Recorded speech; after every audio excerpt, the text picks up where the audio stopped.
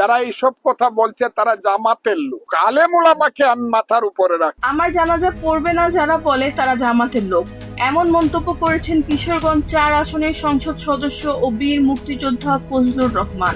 ২ মে সাংবাদিকদের এক প্রশ্নের জবাবে তিনি কথা বলেন। জানাজা পড়ানোর যে ব্যাপারটা তারা কি নির্দিষ্ট করে ফেলছে, যেমন বেহেশতে টিকিট দিয়ে দিয়েছিল ইলেকশনের আগে। ফজলুর রহমান বলেন, আমার বহু পীর আউলিয়া গাউস কুতুব দরবেশ হুজুররা আছে, আমার জানাজা পড়া মানুষের অভাব হবে না।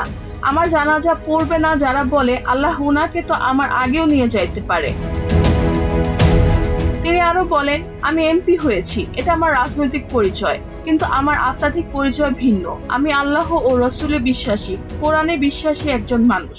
আমি আল্লাহ রসুলে বিশ্বাসী মানুষ, আমি কোরআনে বিশ্বাসী মানুষ। নিজেকে সুফিবাদী ধারার অনুসারী উল্লেখ করে তিনি বলেন, আল্লাহ চাইলে তার জানাজার ব্যবস্থা যথাযথভাবে হবে এবং এর জন্য কারো উপর নির্ভর করতে হবে না। ফজলুর রহমান আরো দাবি করেন, তার জানাজা পড়তে জামাতের ওয়াহাবিদের প্রয়োজন হবে না। তিনি বলেন, আমি আহলে সুন্নত ওয়ালা জামাতের অনুসারী। আমার লাশ যেদিন মানুষের সামনে যাবে, জানাজায় অংশ নেওয়ার মানুষের কোনো অভাব হবে না বলে আমি বিশ্বাস করি। রেহানা বেগম, প্রজন্ম ২৪। আল্লাহকে পাওয়ার পথে আমার একটা রাস্তা আছে, সেই রাস্তাটা হলো আহলে সুন্নাত ওয়াল জামাত।